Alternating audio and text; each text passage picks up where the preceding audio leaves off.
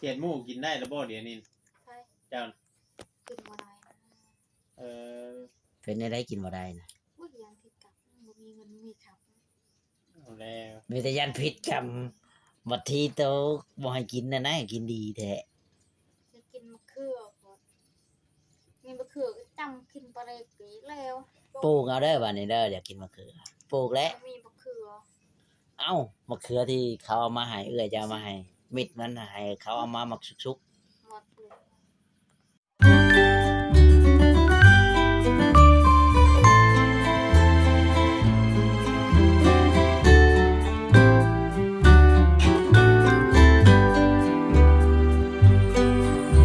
ปลูกเอาบัดนี้ในมันได้กินโอ้ยจังใครก็ปลูกเอาต้องปลูกเอาแล้วเนาะค่อยอยากได้ปลูกเอาอยากได้จะบ่ปลูกเอาก็บ่ได้แล้วคือเอ้ยจะมานี่ก็ถามว่า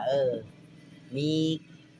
เบี้ยหัดเบี้ยนี่บ่เอามาให้เฮาแน่จังซั่นเนี่ยเราก็เอามาให้แหละบ่ที่นี่ก็ได้คือกัน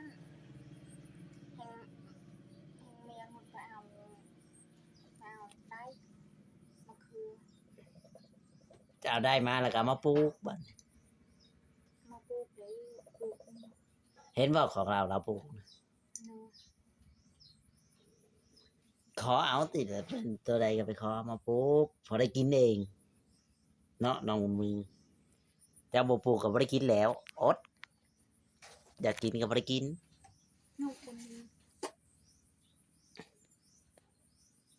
เจ้าไปถามผัวเจ้าบ่ได้กินน้ำดอก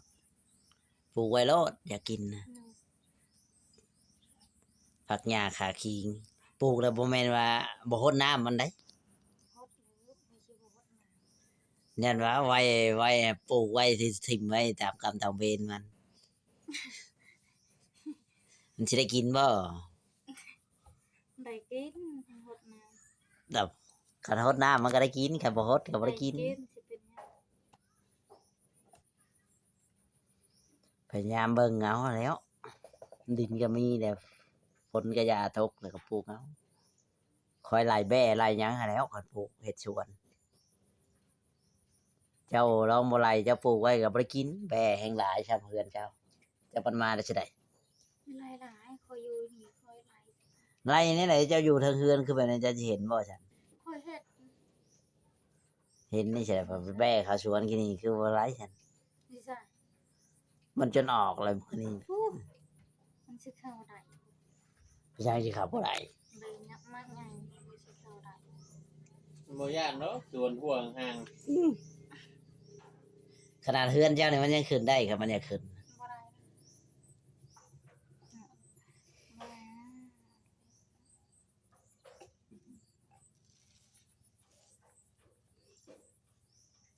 เคยจะรักลูกเรียกง่ายอยู่มันบ่งอแงให้มันเอียนบ่สบายแล้วอันนี้มันดีลูกหลานเลี้ยงง่ายที่วันเพ็งนุ้ยเลี้ยงง่ายมันให้ตอนนั้นนะให้ตลอดตอนนี้ไม่ได้ให้ตลอดให้แค่นี้นะมันเห็นจอ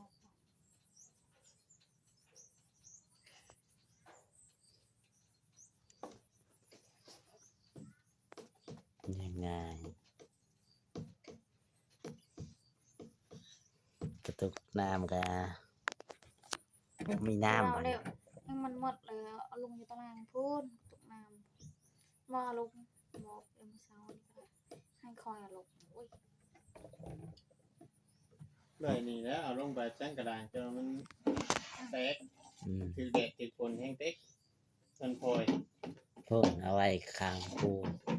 ตัวใดมันมดมาเวียงคือ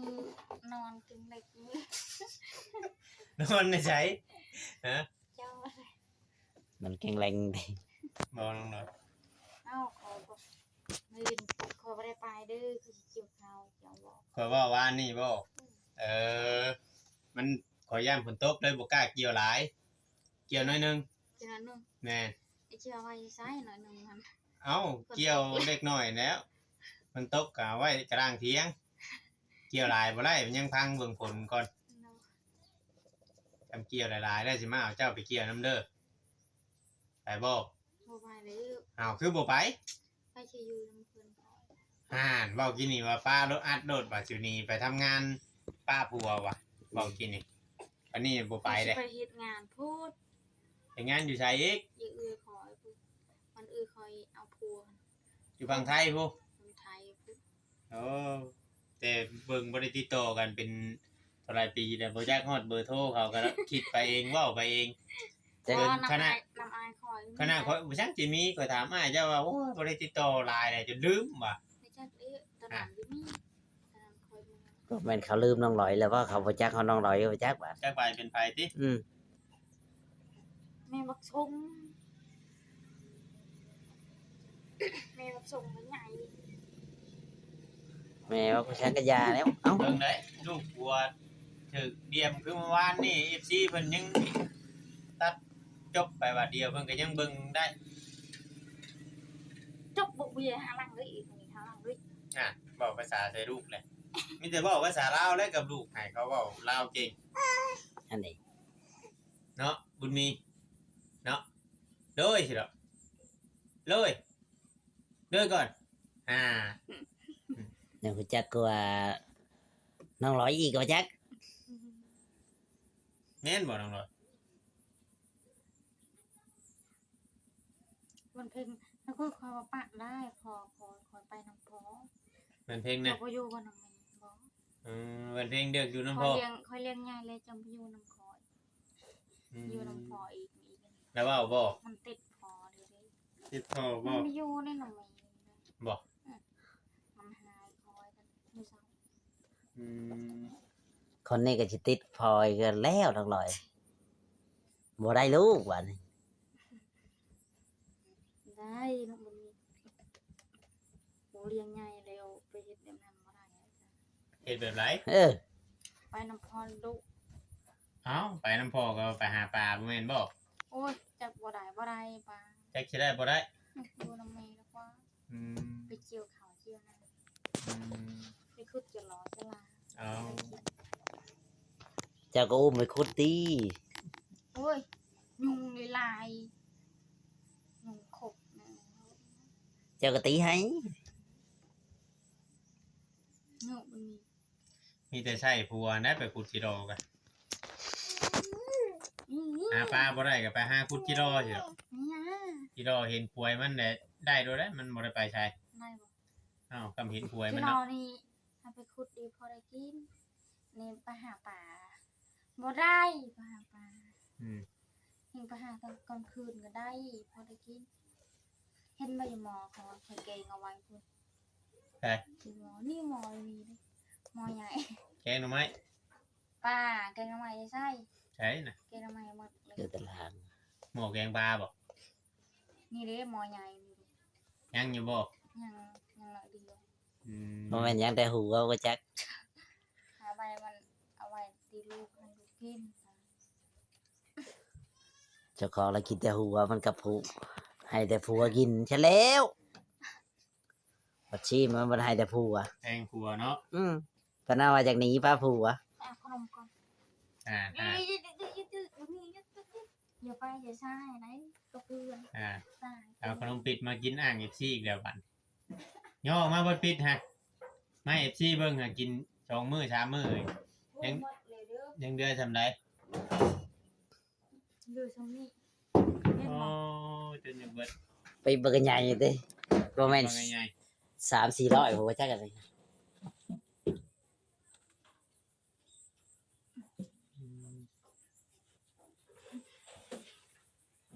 มันจะเหนียวมาเลยเพราะว่าเปิดเรื่อย เปิดไว้เนาะ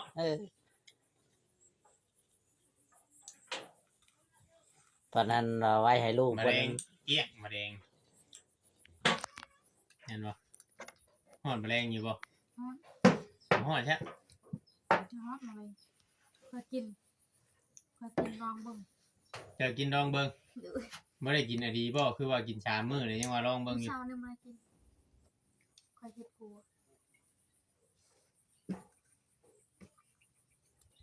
ทีนี้ปีนเป็นปิ๊บน้องลอย บัดอยากโคอะไรบัดนี่เอาเชียงเสดแต่บัด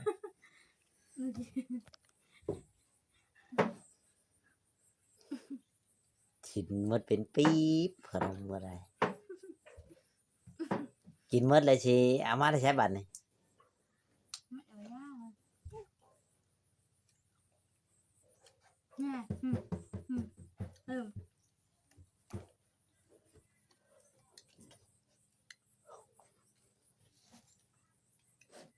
จนเอาไปทับมือลูกเฉยๆไม่ได้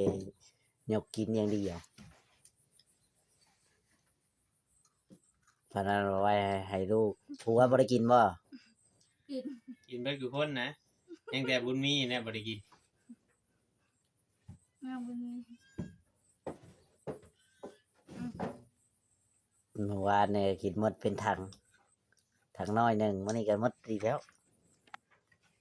เผื่อลูกมาเนี่ยลูกให้แม่กินหมด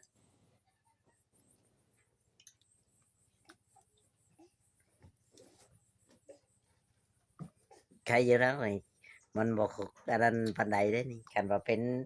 แบบอย่างอื่นแบบปิ๊บคือกัน แต่เป็นอย่างอื่นน่ะก็ยันหมดแล้ว อันนี้มันวันนั้นเหนียวแน่มันยังหลายมื้อ บ่ขนมปิดนี่อีสิทนอยู่ซื้อมาให้กินเนี่ยมันหลายเด้กับขนมแนวอื่นนี่มัน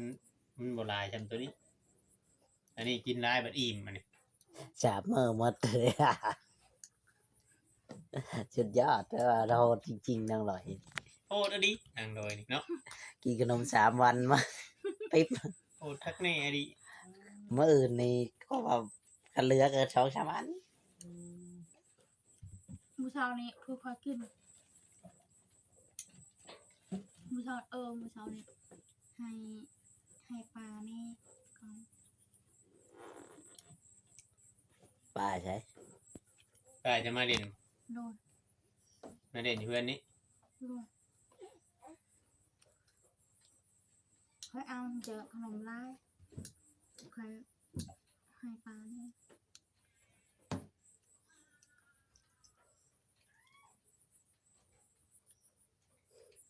ป้า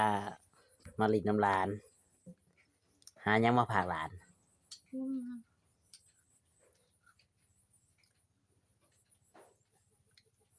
ป้าบ่ได้ถามบ่คือได้เฮือนใหญ่แท้ ไม่ได้ท บ่ค่อยเว้าถามแบบว่าเป็นจิกเป็นจักเป็นจุงเป็นตังคืออันทั้งเฮาปานใดดอกเบิ่ง อืม เอาแบบบ่ได้ชาติว่าอันนั้นฮะ น่าจะ เนาะ อืม เพราะว่าเห็นเขาเจ้าอยู่กับแบบบ่ได้คอยเว้ากันแบบบ่ได้คอยนั่นไก่คือเห็นตัวเดียวน้ำชุงน่ะบ่แม่นต้มกินเบิดได้บ่ ำกินกำมัดเลย ต้มกินเบิดได้ มันไปหากินข้าว อ๋อคือเว้าอยู่ว่าต้มกินเบิดแหละว่ะ งั้นไม่ใช่ต้มมันเลี้ยง อืม ไปที่กันคอมปากากินกัน เป็นหยังคือบ่กล้ากิน ยันมาเราหาย ยันบ่ลาให้เด้อแม่นหั่นแหละเราชื่อไม้เลี้ยงเราบ่ได้ชื่อไม้ต้ม มีความกินใน บ่ได้ว่าแต่เบาลาวแล้วข่อยก็สิให้คือกัน ซื้อมาเลี้ยงว่าจะไปกินมัน ก็มีความกินในย่าไปสิติดไก่หากิน ทางเบิ่งทีมงานบ่ได้เข้ามาจัก4-5มื้อนี่คำบ่เห็นนี่ยันแม่นโดด หาของกิน หาของกินบ่ได้หาของกินบ่ได้ยันให้มึงเกิงจัดการโดดนี่เบิ่งแปลว่าถึกแล้วหัว แน่นอนอยู่แล้วน้องลอยผัวนั่นแหละผัวนั่นแหละจัดการให้กิน ตรงนี้เราไปอยากคือกันดิ แม่นว่าน้องลอย เอาไป กินนี่ไหนเหลือจากตัวไก่นะตอนนี้นะ เห็นตัวเดียวน้ำชุง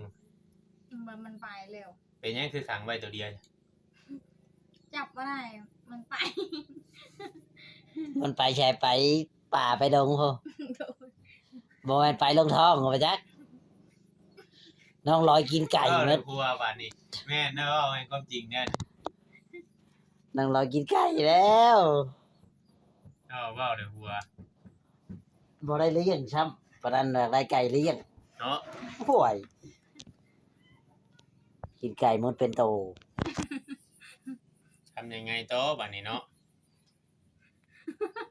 เอาแล้วเอาหัวบาดนี้ ไผ พญาสิขึ้นนี่ ไก่ เลย ฮะบ่ได้กินเรื่องที่ไก่ได้กินข้าว บ่ได้กินข้าว อืม ไก่เจ้านะ ได้กินข้าว มันไปกินข้าว เชื่อนะ เพิ่นมาให้บ่ ขอจับบ่ได้เมื่อคืนนึง จับจนคืนให้พัวได้ไปจับให้สิเจ้าสิจับ